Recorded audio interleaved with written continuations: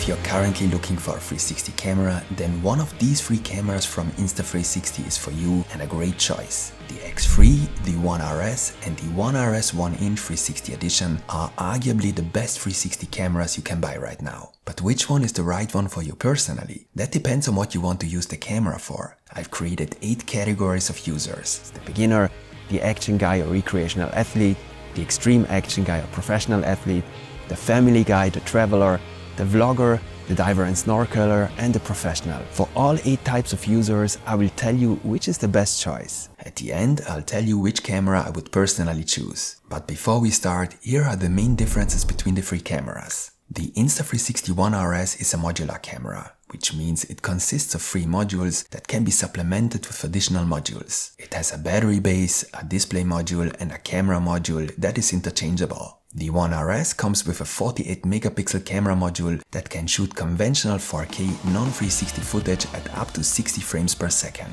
The quality of these recordings correspond to those of a good traditional action camera. If you want to take 360 shots, you have to take the Twin Edition. This also includes a camera module that can shoot 360 footage at up to 5.7K and 30 frames per second. So depending on what kind of shots you want to take, you'll use the 360 module or the 48 megapixel single lens module. The Insta360 One RS 1-inch, I'll just call it 1-inch, is basically, as the name suggests, a step up from the One RS. It is also modular but looks completely different. If you disassemble it, you can see the relationship to the One RS relatively quickly. It has exactly the same display module and a battery module that you could also use with the One RS. However, the 1-inch is built vertically, and the special feature of this camera is of course the fantastic 1-inch 360 camera module. It has 2 1-inch image sensors and 2 lenses that were developed in collaboration with Leica. Everything about this camera is designed with one goal in mind: to capture high quality 360 footage. This camera does not have a mode that allows you to shoot standard non-360 video, so you can only take 360 shots which you always have to reframe. In return, you get absolutely high quality 360 shots in 6K. Due to the large 1-inch sensors, this camera is also able to produce good results in low light conditions. And this is Insta360's newest camera, the X3. Similar to the 1-inch, it has a vertical design. Unlike the other 2 cameras, however, it doesn't have a modular design, but is instead a one-piece design. It is primarily intended as a 360 camera, but unlike the 1-inch, it is also capable of single lens recording, which means classic video recording in up to 4K at 30 frames per second. What also clearly sets the X3 apart from the other 2 cameras is an excellent large display. Now let's take a look at the different users and which of these 3 cameras would be optimal for each user. In doing so, I'll also tell you a few more differences between these 3 cameras. Our first type of user is the beginner. By this I mean all those who have had very little experience with cameras, including action cameras, but now want to get a 360 camera. I wouldn't necessarily recommend the 1-inch to the beginners, if only because I think that it is completely exaggerated to buy such a camera for the beginning. It's also the bulkiest and heaviest of the 3 cameras at 249 grams. There's a few drawbacks as a result. In addition, it is not capable of taking single lens shots, that is non-360 shots. Just to understand how to insert the memory card, I had to look in the manual. Now, when it comes to deciding between the X3 and the One RS, I would recommend the X3 to a beginner. For one simple reason: it doesn't have a modular design, so you don't have to deal with multiple modules. The large display also makes the camera easier to use. It's much easier to change settings or modes on this camera. The image quality in 360 mode is also slightly better than that of the One RS, especially in low light conditions. In addition, only the X3 has a few new modes, such as the Me mode that automatically keeps you in the center of the shot, so you can take a 360 shot that you don't have to reframe. The decision for a recreational athlete or a typical action user is much harder for me, but again I would choose between the X3 and the One RS. The 1-inch was not designed as an action camera. The focus here is simply on image quality without compromise. Instinctively, I would also recommend the X3 to this user. Compared to the One RS, it is simply the newer camera and the build quality seems better. Personally, I'm honestly not the biggest fan of a modular design. And of course it has the large display that I mentioned earlier, but it's not that simple. There are simply several situations where a classic action camera has advantages. For one thing, the One RS non-360 shots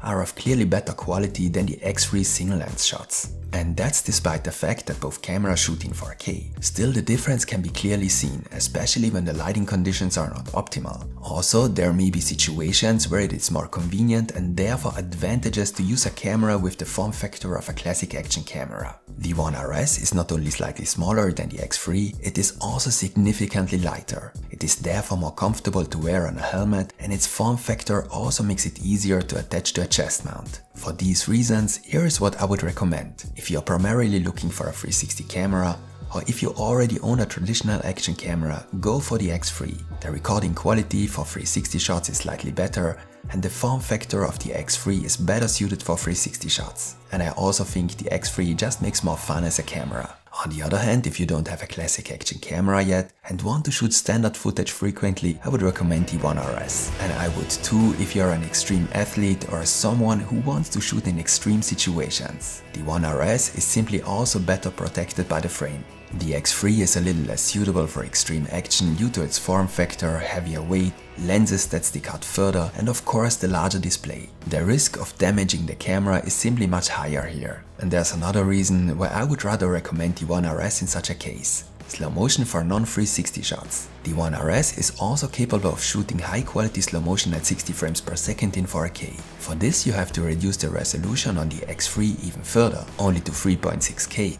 But the loss of quality is clearly visible. In 360 mode, both cameras feature more or less the same frame rates. Only the 1" is not capable of shooting in 3K at 100 frames per second. The 1" is also rather unsuitable for a family. You might want to take the best possible shots of your kids, but the size, the weight and the fact that this camera is the worst protected mean that the 1" is not the optimal family camera. Although it has to be said that you can also take very good indoor shots with this camera, and that can be an advantage when shooting at home. So once again, we have to decide between the X3 and the One RS. And again, the decision is not an easy one. Personally, I think that a 360 camera is very suitable for a family. Small children don't have to stand still, they can run around, and the software can track them very well when reframing. What a 360 camera is not good for is shooting indoors. However, that's also true of classic action cameras. And the X3 produces the better 360 shots than the One RS in somewhat lower light conditions. A modular design is perhaps also more of a disadvantage in a family environment. Also, the X3 has the advantage of being a bit easier to use. Family videos are also often viewed and shared on the smartphone, so the better image quality you get in 4K with the One RS using the single lens mode may not always be necessary. As a family, I might therefore go for the X3, whereas the One RS has the advantage of being a bit better protected.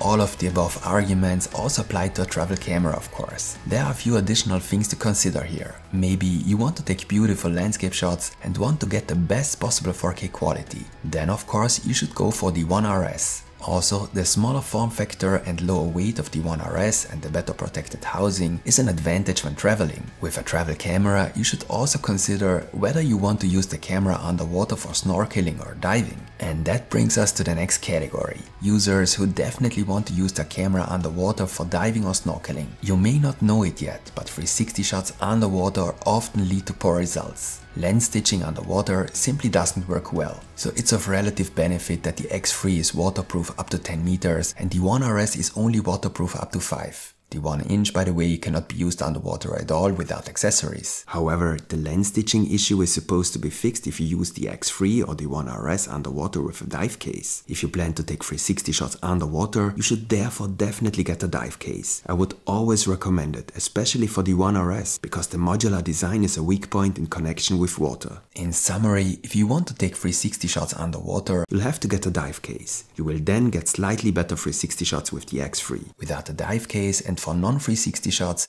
you'll get better results with the One RS. By now, we have heard many pros and cons of these three cameras. And everything we said applies to vloggers as well, of course. If you are a vlogger and want to take 360 shots, the 1" will give you the best image quality. But it is also the heaviest and by far the bulkiest camera. The X3 has two additional advantages for vloggers compared to the other two cameras. It has the slightly better audio quality than the One RS and the 1".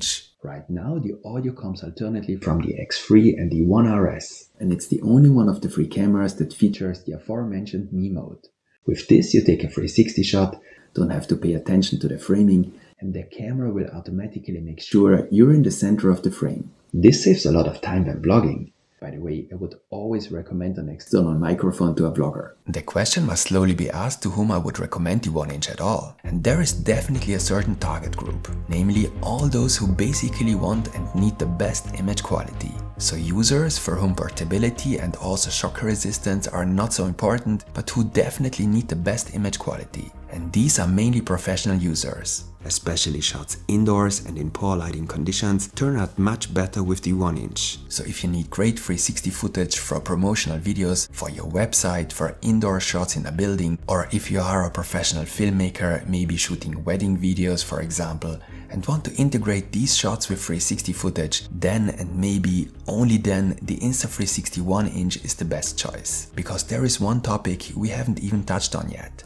price. The One RS is the cheapest of the 3 cameras, even in the twin edition, and is about $100 cheaper than the X3. The 1-inch on the other hand costs nearly twice as much as the X3, almost $1,000. If you want the best image quality, it's definitely worth it. In all other cases, I would rather invest the money in accessories. You'll find links to all 3 cameras in the video description, of course. By the way, these are affiliate links, the price doesn't change for you, but you get a free gift if you buy the camera through one of these links. So, which camera would I personally buy? Clearly the X3. I think you already understood that during the video. I just enjoy this camera the most, and I think the vertical form factor is better suited for a 360 camera. If you want to know why I didn't include the GoPro Max in today's video, check out my comparison between the GoPro Max and the X3. You can find the link to it in the video description. And give me a like as feedback if the video was interesting to you. There will be more videos on 360 cameras to come, so stay tuned and see you next time.